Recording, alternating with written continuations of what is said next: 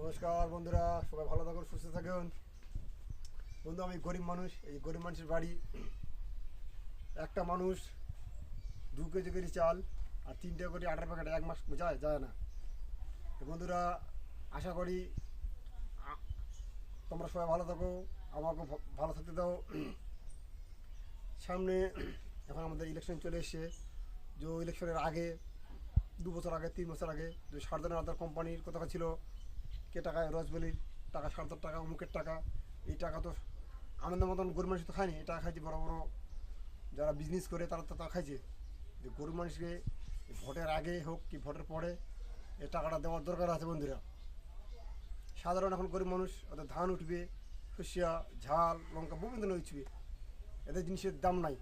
দাম খালি হচ্ছে কালকার ওষুধের দাম, সারের দাম, ডিজেলের দাম, পেট্রোলের দাম। এই জিনিসটাকে আমি বলছি, নমস্কার, রাজ্যকে বলছি, কেন্দ্রকে বলতেছি, গরিব মানুষকে বাঁচান। গরিবকে মেরে লাভ নাই, গরিবকে বাঁচাবেন। গরিবের নিশ্চয়ই আপনারা ভোট দেবে, গরিবকে বাঁচান। গরিব ভালো হবে, আপনাদের ভারতবর্ষ ভালো হবে। জয় ভারত মাতা, জয়।